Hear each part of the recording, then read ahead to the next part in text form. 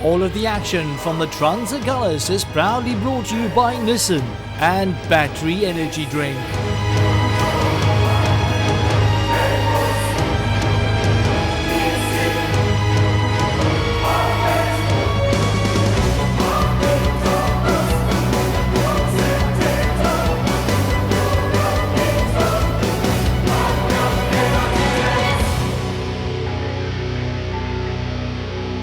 We are on the garden route of South Africa, Mossel Bay to be exact, for the start of the 24th Trans Agulhas. It is known as the toughest inflatable boat race in the world, and at this stage a great pleasure for me to welcome to the studio one of the country's top blueprint pilots, Steyn Basson. Steyn, welcome. Thanks, Will. It's nice being here with you today. Now, you've done this race a couple of times, and from your experience you can truly say this is the world's toughest inflatable boat race.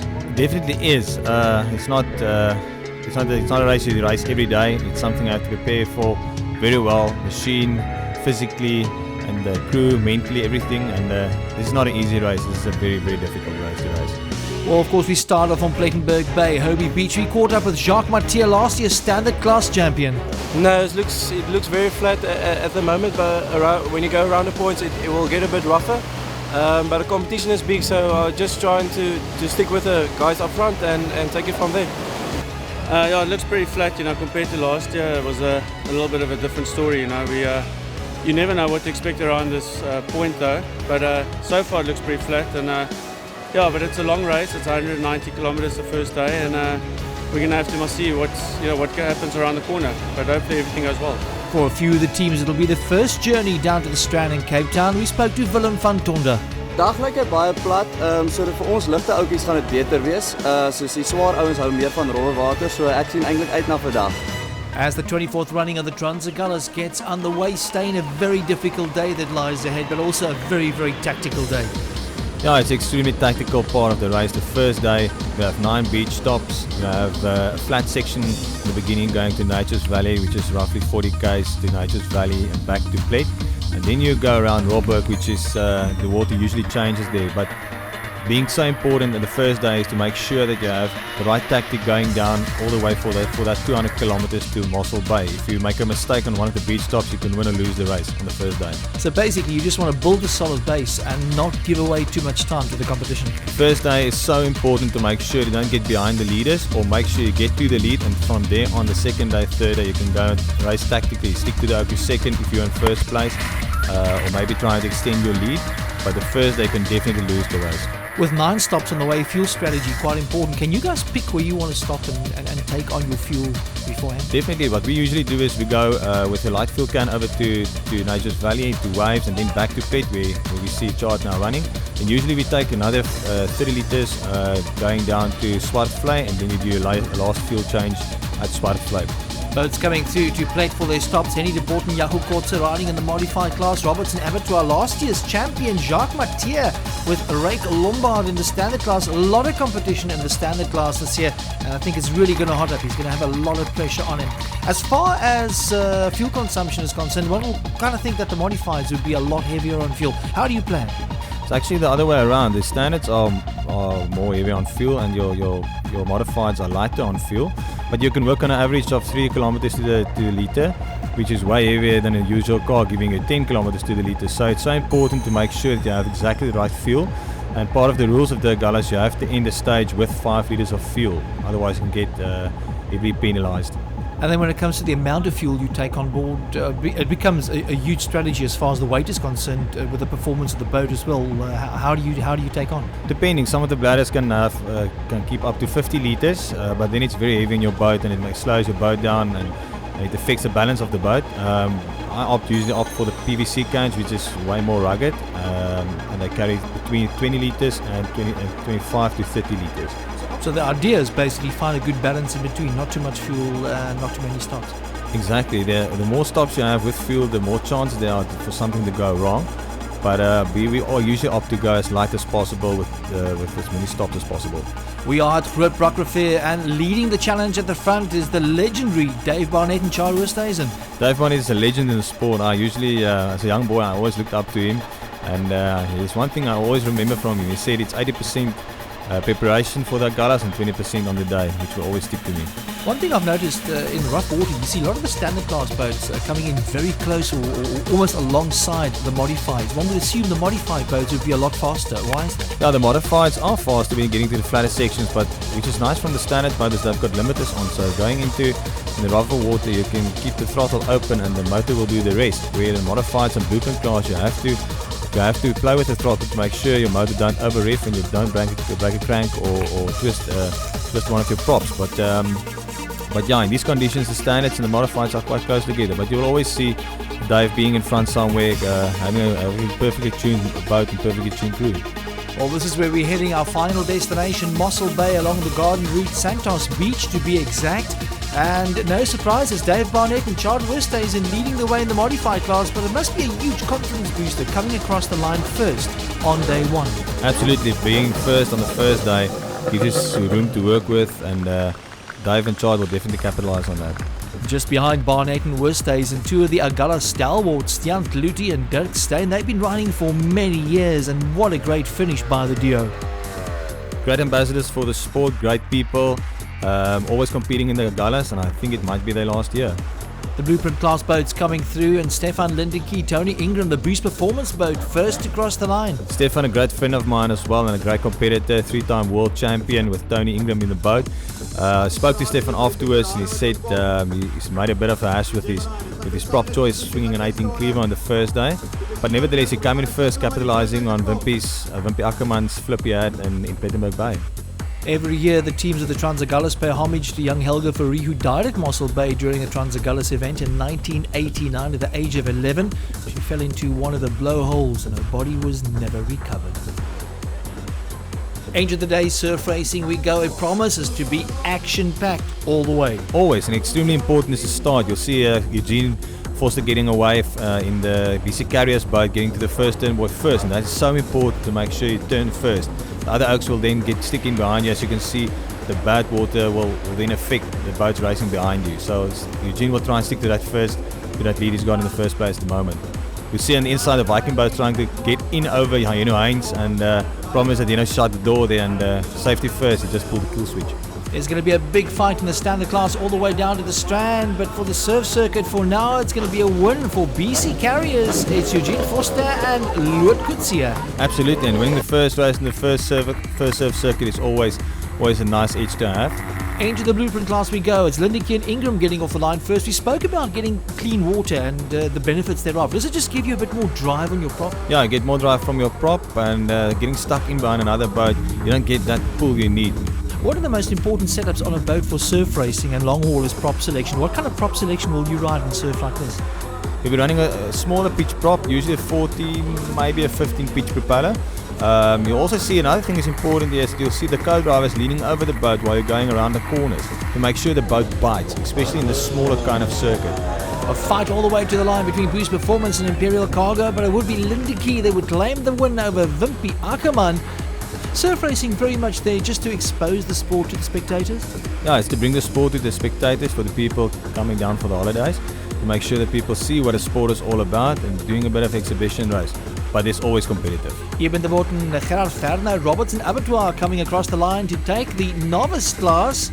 And his dad, Henny, on the line. Of course, his dad rides in the modified class. And talking about the modifieds, they head to the water. Dave Barnett way out in front. But the battle, I think, is going to be between second and third place. Yeah, I think Dave has got away there quite well. As you can see, the other three boats will be battling for second place, third and fourth place.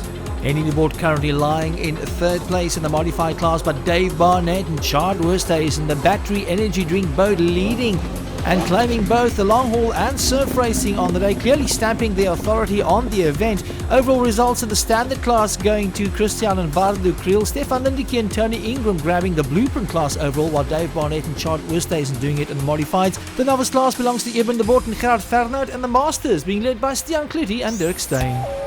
Day one is one of the toughest on the Trans Agulhas. We caught up with Dave Barnett and asked him about the racing conditions on the day. Yeah, look, today's 9 beach stops, so you can obviously lose a lot of time at the beach stops. So yeah, it's quite tricky today once we came in through Glentana through to Kleinbrock, a lot of sandbars there. So obviously Chart and myself getting the right direction to miss the sandbars, dropping as close to the flags as you can so Chart can have as short a run as possible, and I think that made quite a difference for us today as well. It was a long and tiring day for both driver and co-driver. Yeah, obviously it's tiring, and then after being in the boat for quite a while and then you still have to run, it does take some energy out of your legs, but we've trained hard for it, so I'm pretty cool with that. Stefan Lindeke was leading in the blueprint class. Yeah, it was very difficult. I mean, we made a decision of a prop, and it went our way the first 40 kilometers. The prop worked really well, but then after around the point, we struggled a little bit. But I think Wimpy was pushing us, because we saw we had quite a bit of speed, and he was pushing maybe a little bit hard, and he made a small little mistake. But those things happen pretty quickly as well. Being 7 times world champion, Stefan Lindeke clearly has what it takes to drive a boat. But this time round, the preparation was a bit different for the Trans Agulhas. This is a tough race, and you need to be physically prepared for it. And we've decided to appoint a personal trainer, Shay, and he's helped both of us, myself and my co-pilot, quite a bit, getting top fit for the event. And he's also helping us with all the nutrition, just to make sure our bodies handle the tough days that's just passed, and also the ones that are coming up. Obviously I had to do a lot of research as to what I was going to do with them, but again, working with Stefan and Tony, they knew what it was all about. They put me on the boat, which made me a little bit more experienced as to what was working, what wasn't working, and the combination of Stefan's knowledge and some of my knowledge in the gym, we got together, and I think we've worked well, and we've hit the points we needed to work, but it was great communication. For Imperial Cargo's Wimpy Ackerman and Whitey Lowe was not a good start to the Trans Agulhas. An unexpected flip at Plettenberg Bay cost them time. Yeah, huge disappointment, because afterwards there was rough conditions that we really tried to make up some time. We raced hard without any incidents, but constant is the word for Trans Agulhas to win the race. And after 20 years, it's my first time to flip on the Trans Agulhas, because we know the rule, but things went well the last couple of years, and you must take the good and the bad. It's unfortunate. Bram Coetzee was just enjoying the experience. Ja, is absoluut, dit is eintlik 'n privilege om hier te wees. Goed, ek dink dit is maar man machine and yourself on the end of the day. Dit is maar endurance race, jy vat baie stampe en stote, af Kaap toe, goed, en dit is absoluut 'n mentally ding, jy kyk maar of jy in die onderkante goed kan uitkom.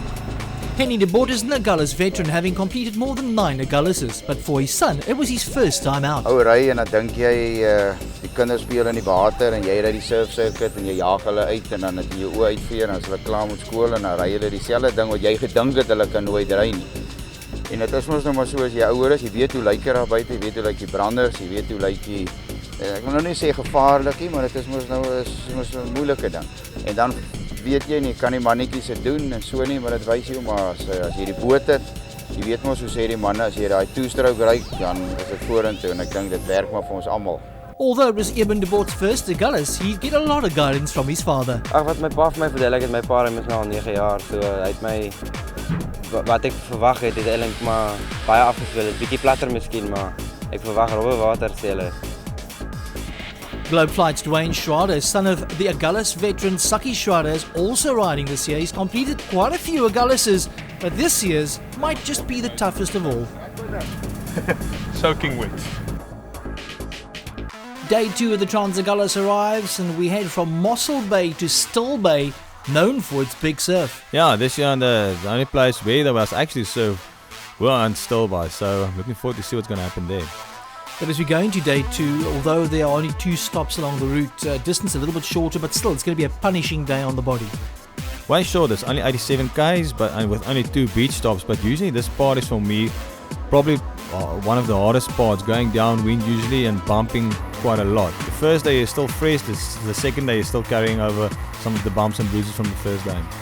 On board with Stefan Lindeke and Tony Ingram as we leave Mossel Bay, heading over to Vleesbaai, and some really flat conditions on day 2. I haven't seen it this flat in years. Yeah, it's probably the flattest one I've seen. Dave also said afterwards the flattest one you've seen. So, yeah, it wasn't too much separating that. Chadwell Station doing the long run along the beach around the flag and then back towards the boat. See a lot of the guys coming in and not stopping for fuel on day 2. Yeah, you don't usually take fuel on the second day. You can go with 130 litre and just a spare 5 litre. A quick in and out for Wimpy Ackerman and Whitey Low Imperial Cargo. They had that flip at Plettenberg Bay on day one. It cost them valuable time. They're trying to close the gap down now. But of course, staying these beach stops so important, and a good co-driver can make up some time for you. It does, and a good driver as well. Getting to the beach, you may have to make sure you get your co-pilot as quickly as possible on the boat. I usually tend to turn my boat to keep the nose facing your co-pilot coming back to the boat. But a quick runner on the beach is extremely important. I've heard many people say, like, a co-driver, he just goes along for the ride in the boat. Is the role of the co-driver that critical and that important when it comes to inflatable powerboat racing? Absolutely. The combination between throttle control and shifting your weight in the boat as the boat carries on is extremely important, keeping the boat stabilized and gaining as much speed as you can. So the co-driver is extremely important, and we tend to lose sometimes the importance of a co-driver, and I would like to emphasize that a good co-driver is so important in this team.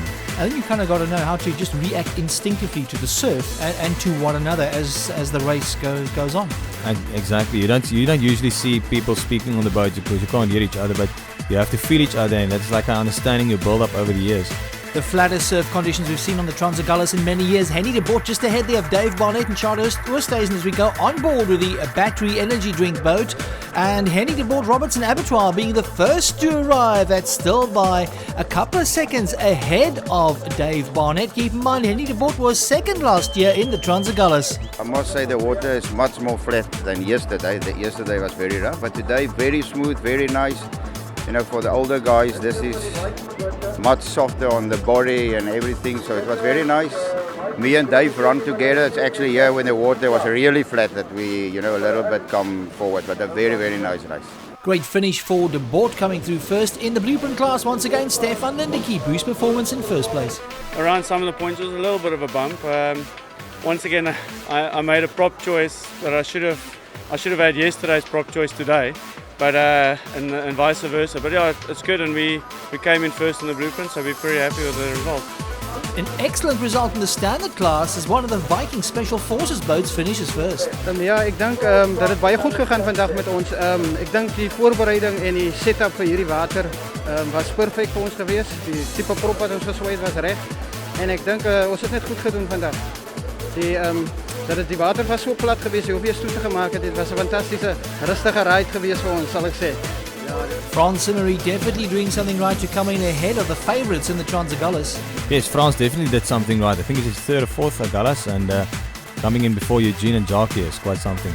Time for the surf racing, the second leg of the King of the Surf, and the surf at Stilbaai never disappoints as we catch the blueprints as they get the show on the road. You'll see on the left-hand side, Stefan and Arias pretty much the same speed, but the difference comes when they hit the first wave now. With Stefan doing good throttle control and good co-piloting, and not shifting your weight in the boat results in the boat not landing level. And you'll see that Stefan and Wimpy then passed Arie Swanepoel going to the back straight. So the trick in the big surf is to get the co-driver right to the front of the boat. Movement is critical. Absolutely, that separates the teams from being a good team to an average team. If you have to get your throttle control right, you have to get your co-pilot right, you have to keep your boat level at all times, and that's so important.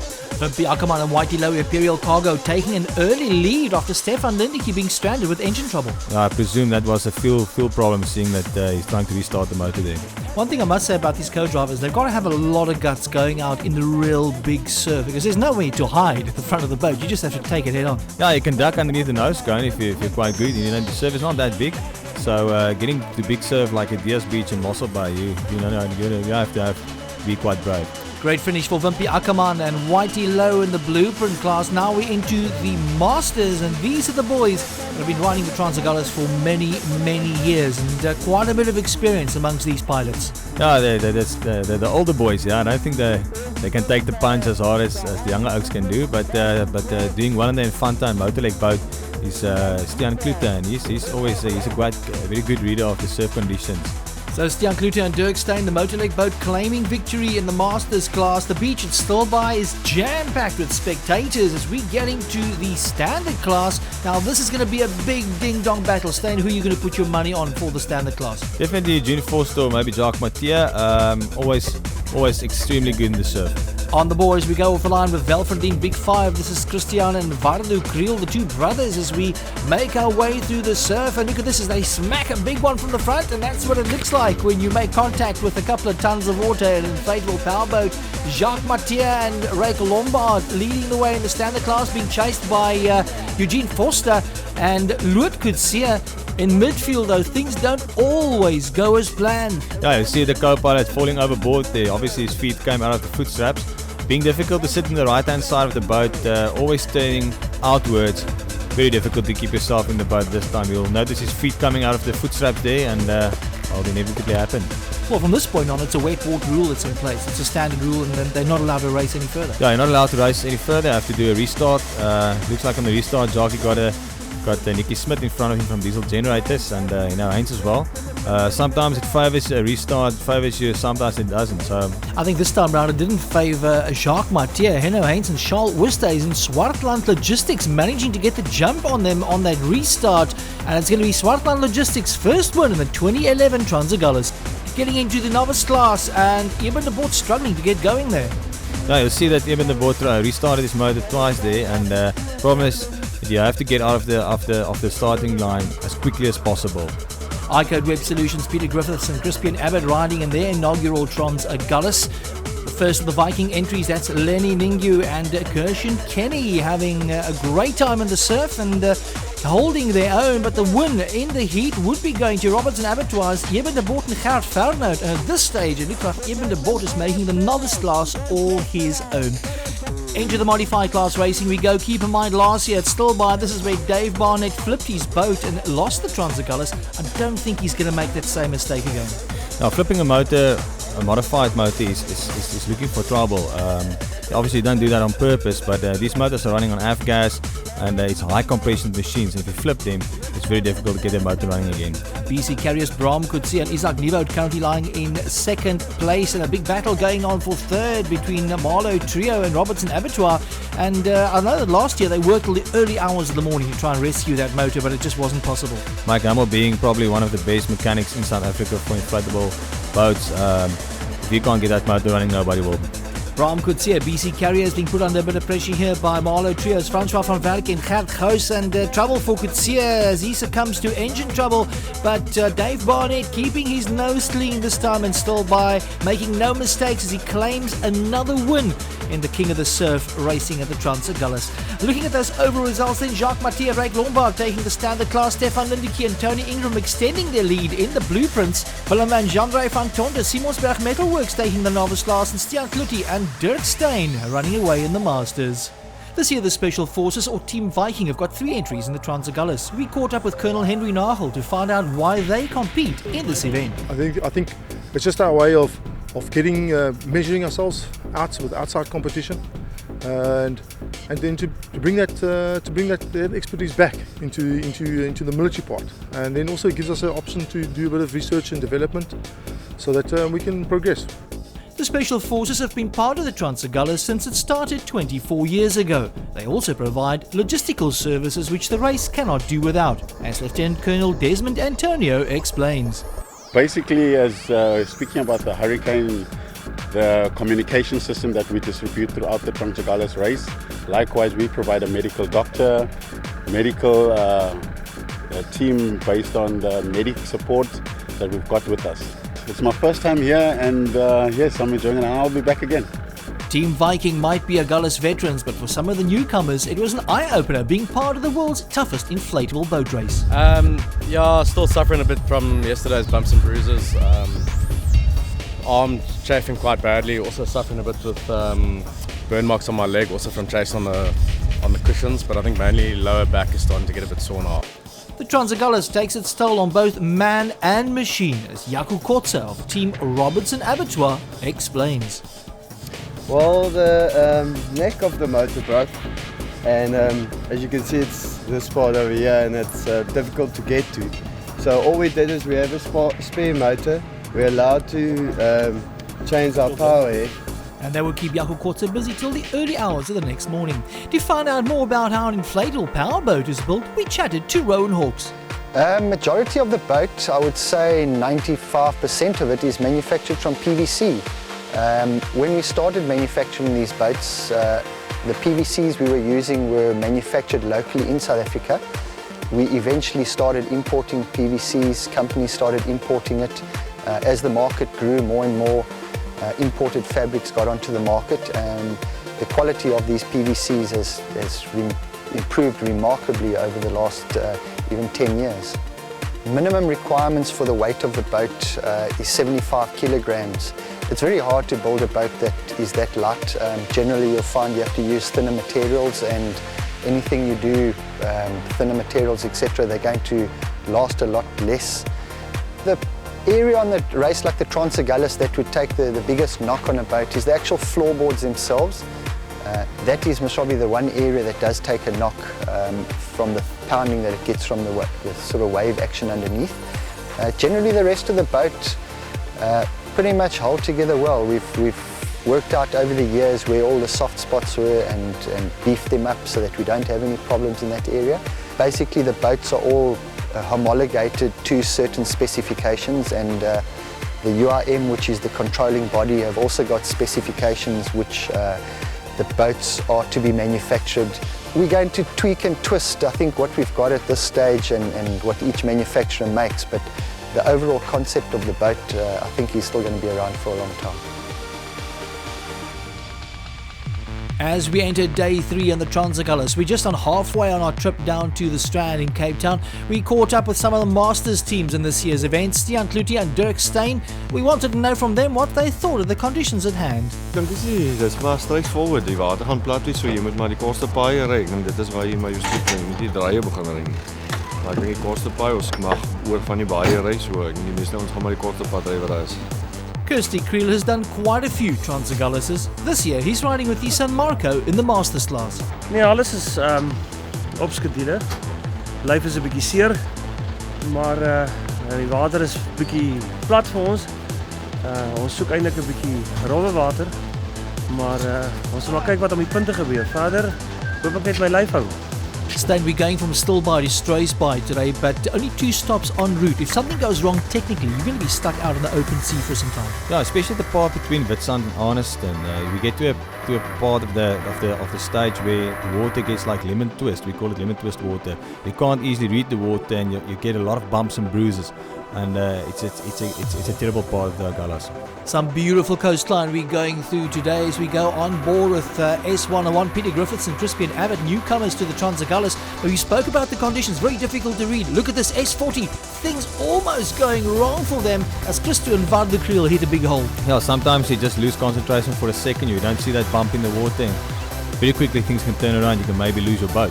We spoke of the importance of beach stops. How do you make the call as a driver whether to go shallow or deep, where to drop your co-drive off? Depending on the water, if you have beach breakers, you want to get the boat on dry sand, make sure you don't flip your boat over on the beach, but you want to get your co-pilot as close as possible to the flag, as Stefan did just here. So the short of it is you want to get as close as possible to the beach, depending on the conditions on the day. Absolutely. The problem is getting the boat on the sand, like you see there, is that you don't have to push the boat back into the water, taking a lot of energy and time.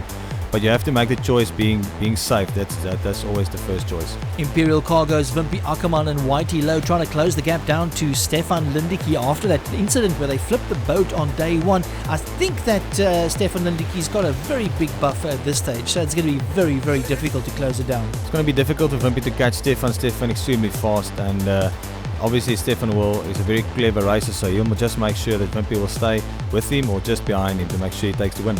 Heading down to our next stop, Arniston Beach, and trouble along the way for Henny de Bort and Jaco Kortze from Robertson Abattoir. Unfortunately, the modified just having a problem there. That sometimes happens with these modified motors.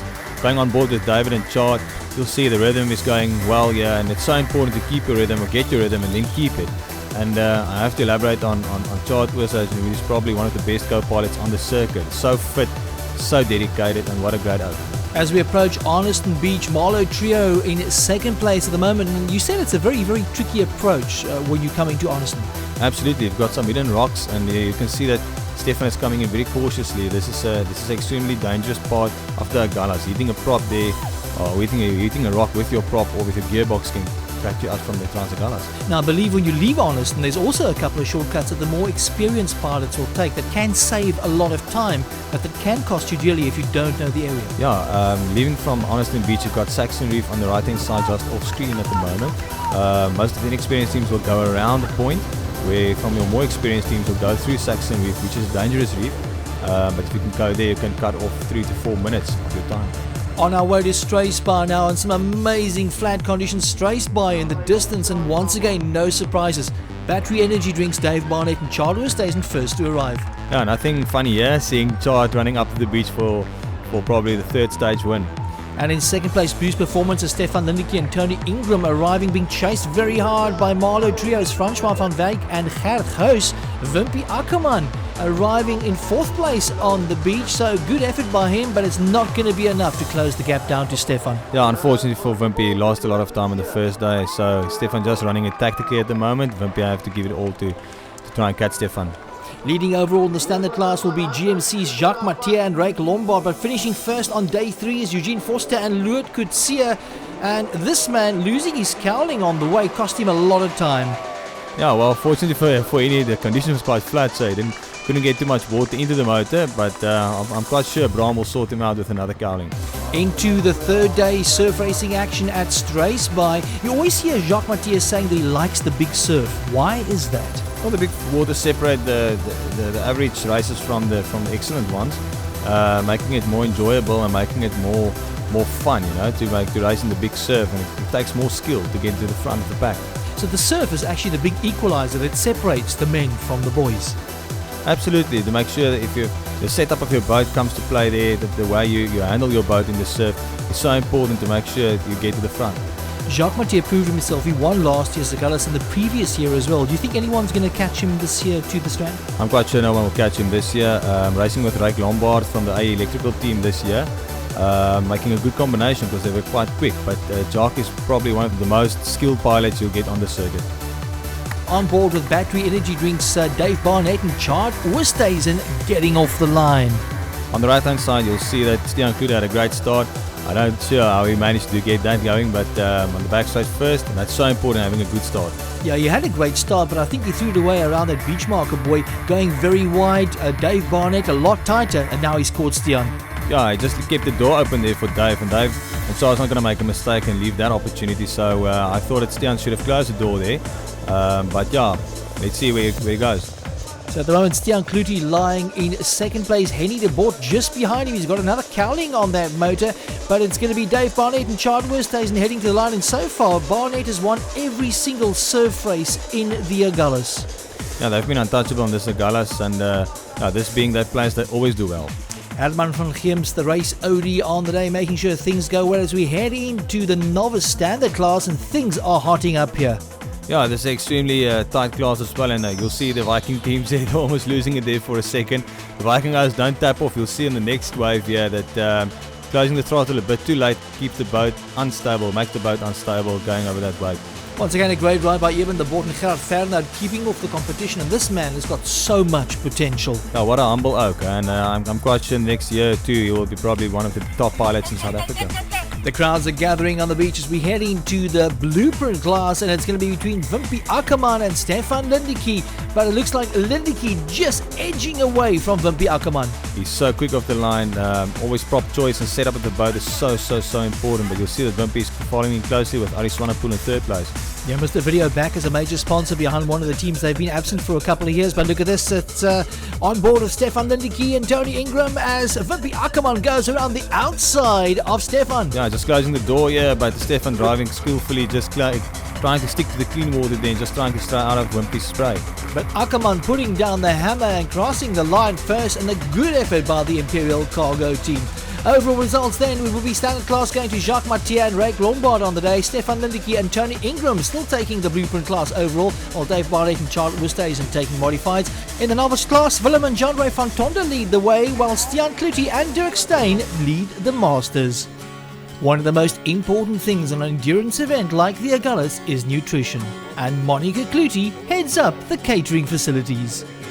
Well, de eerste eerste 3 dae is dit alright, want dan is ons by Mosselbaai, so ons bly op dieselfde plek, maar daarna gaan dit 'n bietjie rof en jy trek van dag tot dag van die een plek na die ander plek en jy moet oppak, die tente moet opgeslaan word, alles moet gepak word en as jy die volgende plek kom, uitgepak word. Jy moet 'n vol ete voorberei, ons weet hulle het 'n harde dag op die water, so ons probeer vir hulle verskeidenheid voor te berei, daar's groente, slaaie, gebraaide vleis, beste skaapchops in die land.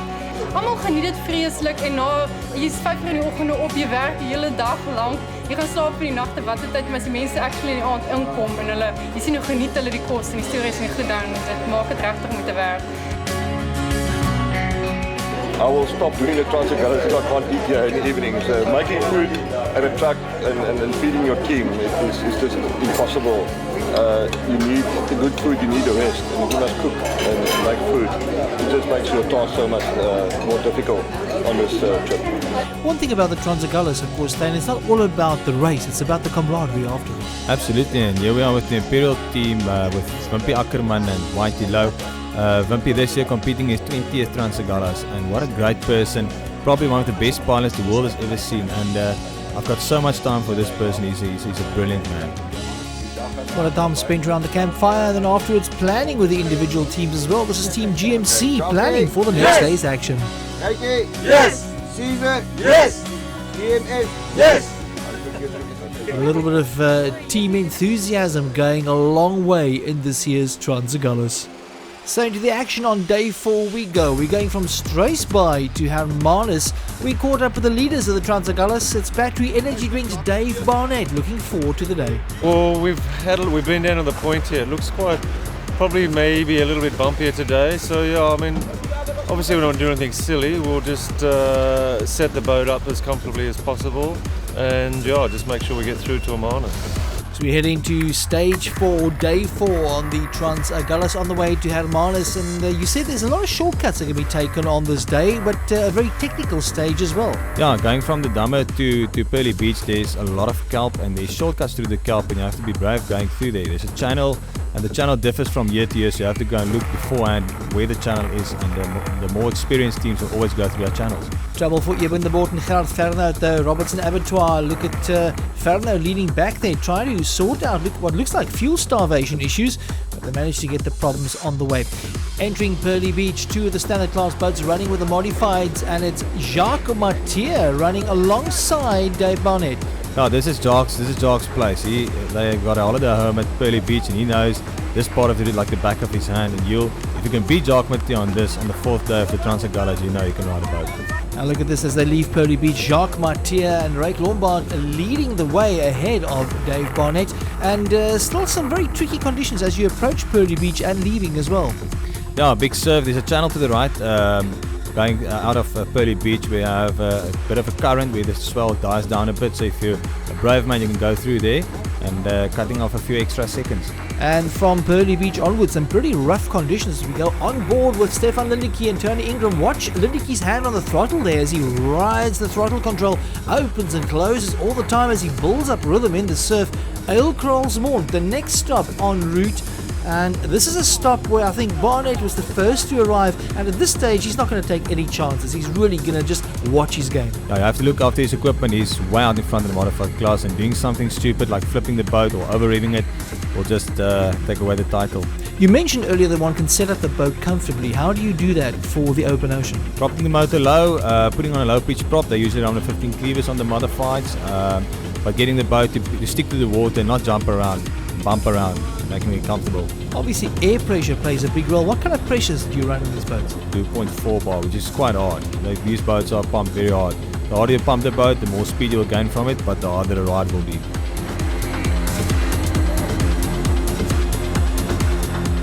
Swartland Logistics is Henno Haynes and Charles Oosthuizen a quick turn at Eilkralsmond, trying to get the boat out into the open ocean. The next stop, of course, along the route would be Hermanus, and Hermanus beckons. Now the surf coming from Gansbaai looking pretty rough at this stage. Now coming from Gansbaai, this is real Trans Agulhas conditions. Boats bumping around, hitting the bodies hard. Dave Barnett coming in first place. Nothing funny about that. You'll see that he's been closely followed by Henny de Boot in the Robertson Abattoir boat, and Jacques Mathieu coming in third place, which is absolutely a great achievement again. Yeah, great achievement indeed. We spoke about how Jacques Mathieu knows this coastline backwards, and it clearly shows he's coming in just on a minute off the pace of Dave Barnett there. Wimpy Ackerman leading the way in the blueprint class, is making a bit of time on the boost performance boat of Stefan Lindeke today, but I don't think it's going to be enough. In the novice class, there was a big battle between Willem van Tonder and Eben de Boot. This time around, I think Eben has done enough to take the victory in Hermanus, but the road to Hermanus has not all been plain sailing.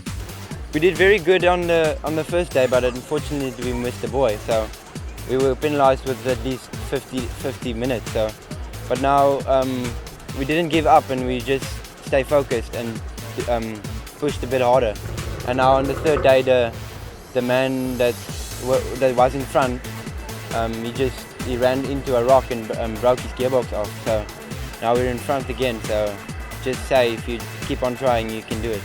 So what is it like having your son and husband out on the water, both at the same time? Vir 'n ma is dit nogal baie erger as vir seënery. Dit maak jou 'n bietjie meer op jou sene wees. Maar so ver gaan die twee nog goed aan en ek is bly hulle ry lekker en hulle twee pa en seun het nou iets gesamentliks wat hulle kan deel. So far, it has not been a good Trans Agulhas for Wimpy Ackerman, and the troubles just don't seem to end. This morning at the start line, we had to move the boat 5 minutes before the start of the event, and the propeller cut my leg, and we had to, in a rush, try to make a plan because it was quite a deep cut, and we just put a little bit of plaster on and put up duct tape around it just to get to the finish point. So as we enter the surf racing, King of the Surf at Hermanus. Now, surf racing at Hermanus is always fairly interesting. The surf is always very undulating and very washing machine turbulent-like. Stan, why is that? Well, if you got the backwash from the wall with the normal swell coming in, it gets like a washing machine effect with water you can't easily read. You'll see the boats jumping around and bumping around, especially where you see Dave and Chad coming around the turn buoy now. This is where you get the most of the backwash. And making it extremely difficult. You see the boats leaving the water oftenly. Now, in inflatable powerboat racing, if the prop isn't in the water, that boat's not going to go forward. Yeah, you have to keep a prop in the water by getting your motor as low down as possible on the transoms to give you that 5 or 6 extra millimeters. But so important to get that drive. In the choppy conditions, Barnett and Oosthuizen staying out of trouble to take the win. But as the novices hit the water, the surf conditions were really looking up. Yeah, well, the bumpy conditions, turning a boat in bumpy conditions is so difficult, and especially with the pressure from the oaks behind you. Another winner would be for Eben de Boot and Gerard Verne at Robertson Abattoir, but the race we were looking forward to would be in the blueprint class between Wimpy Ackerman and Stefan Lindeke. Now, Stefan Lindeke having a close call there with Tony Ingram, almost hitting a big nosedive, but they were pushing hard to get that inside line going around the dog leg, and they'll see he'll just turn. Oh, Wimpy taking the inside line there again, so Wimpy obviously having the better drive. But you never throw away Stefan going around the outside and those washing machine water and leaving Wimpy behind him. So at the moment it's Boost Performance and Imperial Cargo, Wimpy Ackerman and Stefan Lindeke playing tit for tat in the racing, and the lead exchanging quite a few times. Ari Swanepoel in third place, he's just fighting to hold on. Yes, it's going to be a tight race this one, with Dwayne coming in fourth place there. I would like to see the tussle between Wimpy and Stefan. This is inflatable powerboat racing at its best as they approach the wall again. Ackerman takes the lead away from the Boost Performance boat, and now the fight is on. Yeah, keeping his line tight, trying to keep Stefan in the boat water behind him, and Wimpy and Whitey coming through to take the win. And Wimpy Ackerman taking the win. He's always so good here in Hermanus. He rides so well on board with Nicky Smith and Dewald Teron. And as we get the view from the standard class DGS boat, you can see it looks like the conditions are just flattening out a little bit. Yeah, well, the conditions looks like it's very deceiving. You know, you don't know, one lap it's good and the next lap it's quite bad going around there. So, but yeah, going 2 boats around through the Karp and stuff, it's difficult. You see the drive, Eugene getting out, just having his prop in the water, leaving Jacques Mathieu behind, and going to that turn buoy first, and still in first place, Eugene and Jacques in second place. Also going to be a tight battle. There would be a racing incident that would cause the race to be restarted. And the battle was on between Eugene Forster and Jacques Mathieu, but again it would be Forster making the most of the conditions on the day and claiming a victory. So Jacques Mathieu, Ryk Lombard lead the standard class, Stefan Lindeke and Tony Ingram in the blueprints, Dave Barnett and Charles Oosterhuizen in control overall in the modified class, while Willem and John Ray van Tonde take the novice class, and Stian Klute and Dirk Steyn right at the front for the masters class. Riding a Trans Agulhas and winning every single stage requires some good equipment. We asked Dave Barnett what is his secret to success. Yeah, obviously we've been involved with Mike Hamill at Boats and Bikes for the last 10 years. So, Mike does a lot of. I came out a bit earlier this year. Came out 3 months earlier to race in the nationals. So yeah, Mike spent a lot of time, and we've done more practice and more setup work with the motor. And look, we always rebuild and replace everything before the start of this race. So Mike, he's done a fantastic job for us again. Mike Hamill explains exactly what is required in putting together a high-performance outboard motor. Well, you've got to rebuild the whole motor before the start of the race. It's got to start from top to bottom, everything, mountings, check your crank, the bearings, the pistons, new rings, new reeds, new gaskets, everything. Running good oils. We run Puteline, and just basically having a good understanding of your equipment and looking after it during the race. We get a standard Yamaha outboard motor. We take the block apart. We'll start with the head, for example. Well, the cylinder head is skimmed to give you more compression. The flywheel's lightened to give you better acceleration. We've got different flywheels for different applications. You've got different propellers for different applications, and same with your jetting. You've got jetting, change jetting for different things. And I suppose it's what a lot of people don't understand, that there's a lot more involved instead of just running one setup for the one time with one go. After the day's action in Hermanus, there's still an evening of adrenaline left as the riders do the night race from Gansbaai to Hermanus. Although only 20 kilometers long, it's done in zero visibility. Hoe minder ek kan sien, hoe beter eintlik, dan weet ek nie wat voor lê nie. So ja, nee, dit is great fun. Ek dink dit is baie uniek en dit is ook baie uniek aan Trans Agulhas en 'n baie goeie tradisie wat dit is wat voortgesit moet word. En almal moet dit ry. Dit is 'n ervaring wat vir niks skrik nie. Baie nice. As Dwayne Charter says there, it's part of a tradition, and before I believe it was a lot more difficult and treacherous. Yeah, back in the days it used to be from Franskop going around danger points, which I'm afraid to go around in broad daylight. But tactically it's a very interesting part of the Agulhas. You've got a small bit of guidance from the leading boats, but you have to follow those boats in this light, but you can't read the water at all. A fitting way to end the action on day 4 as we enter day 5, the final day for some teams that couldn't have come sooner. We'll be quite happy when we get to the end of it. Just hoping that the bodies hold out. We rested yesterday, so the goal is just to get to the end. It's the final day's action. We go Hermanus to the Strand in Cape Town, but usually the conditions along the course not that rough, but it can stand up in places. Now, first of all, you have to go over to Gansbaai, and the reason for that being getting to Onrus, which is a very small beach. You don't want to separate the boats from each other. Onrus, usually big dumpers and stuff going over there. And here we are with Stefan and Tony going over to Gansbaai and getting back to Onrus again. As we pick up the action as the boats enter Pringle Bay, the last stop on the day before they head to the Strand, and Dave Barnett at the front. I think from this point on, it's a mere formality for the Agulhas champion. Yeah, this is halfway down the stage. Always a nice little smaller beach stop. Halfway down the route, as I said. We'll see that Stefan is taking a lot of the pace now, just making sure he gets back to Cape Town to take the win from Wimpy. And now it's all about tactics, making sure you just get there, make sure your motor keeps going. And from here on, it's a short little ride around the corner as we head out now to Gordons Bay. They don't stop at Gordons Bay, it's just a quick little flyby by the wall. Yeah, it's just a flyby. You'll see that the pilot and the co-pilot, not just the red flag on the harbour wall there, and just flying by, going down the last 7-8 k's to the Strand main beach. Also quite funny sometimes, back in the days, there's a small reef on the right hand side, and some of the oaks are still brave enough to go through that reef as well, going for the last 7 k's. My opinion, just stay out of the trouble now and just get back to the finish. After 5 tough days in the water, what is it like coming around and actually seeing the final destination, Strand, in the distance? That's a good question. Coming around the washing machine at the point, if you see like that Gordon Bay harbour wall, you know you've done it. And just getting back to Strand is probably the best feeling you'll ever have. Dave Barnett approaching the finish line. That means another win for the Agulhas champ. Yeah, good. We're fine. We trained pretty hard and prepared hard. It was quite bumpy out there today, but we're fine. It was a good stage to bring some rough water into play on the last day. Arriving just behind Barnett, it's Henny de Boer, Robertson, Abattoir. I can see Henny de Boer just lying down on the boat. I think that last stage took it out of him. And the first to arrive in the standard class, young Eben de Boer, arriving just behind his dad in a standard. So great driving by the young man. DGS coming in second place on the day, good finish. And then of course Stefan Lindeke coming through to claim his victory overall in the blueprints. Well, this was my 9th Agulhas, and I think today, the last day, was really a testing time because it was really tough. This is, I think, what the Agulhas is about. Jacques Mathieu and Ryk Lombard coming through to claim overall victory in the standard class. Ja, ons is nou 3 in 'n ry en ek is baie bevoorreg om weer vir jaar deel te neem en weer eens so goed te doen. Vandag was baie rof geweest en ons diepe water, maar ek het my kop gehou en net rustig gevat en om die ander kant te kom, want ek het by onder ons gehoor ons grootste kompetisie is uit, so van daar af net baie rustig hou. In the Masters class, a great overall victory for Agulhas stalwarts Stian Kluti and Dirk Steyn.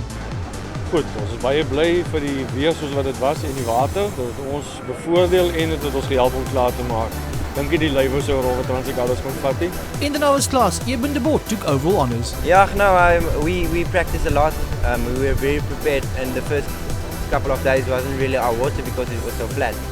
But now the last day we paid off in the rough water. So. Willem and Jean-Ray van Tonder, the two brothers coming to the finish at the Strand. They led the novice class for some way after they had technical issues and were overtaken by Eben de Boer. You can see Jean-Ray van Tonder here not in the best of shape as he heads towards the line. But as we go into the standard class, racing in the last surf race, conditions standing up. Yeah, it's just the windy conditions. You don't have swell at the Strand, and the wind will always create this kind of chop and holes in the water, and always a nice place to have a surf race as well. Let's see this time around the novice class and the standard class racing together, heading towards that backline marker. Look at this, Eben de Boer on the inside, putting a move on Eugene Foster in BC Carriers. Yeah, it's good to see. It's good to see the youngsters giving the old blokes a good run for their money. But yeah, there's going to be a tight race, and I'm quite sure that the experience of Eugene will count at the end of the race. Yep, experience does count, but this time it looks like the youth has got the hang over the old age, and Eben de Boer taking the win there as we're heading to the modifieds once again. Stian Kluti off to a great start, getting away at the front of the pack. Yeah, well, Dave is going to have the better line going to the dark leg, and I'm quite sure we'll take him the dark leg, yeah? And I see the Prince and Modifieds and Masters are racing together. It's probably because the Oaks are all sore and tired and just want to get this over and done with. I think it's quite a big achievement actually just finishing the Trans Agulhas, let alone being able to win it. Yeah, finishing the Agulhas, which is probably the toughest boat race in the world, is an achievement of note. And but winning it like Dave and Chad has done so many times is something extraordinary. Now the next running of the Trans Agulhas, the 25th race, it's going to be a real memorable event. Yeah, from what I've heard, we're going to be around about 50 boats, and being the 25th Agulhas will promise to be the biggest one ever. Nathan Brown from the Bridge Brand Marketing was very happy with the event. It's been a fantastic race this year. Weather conditions were superb, brought a good crowd down to the beach. Very happy about our team M44, the battery energy drink boat, doing very well as well. Winning their 8th Trans Agulhas now, it's fantastic.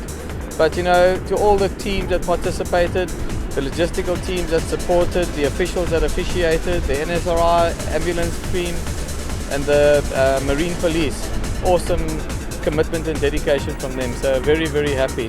That concludes our coverage of this year's Trans Agulhas. We'll catch you again at the end of the year, around about the 26th of December, as we head down from Plettenberg Bay all the way to the Strand in Cape Town. Till then, you stay safe on the water.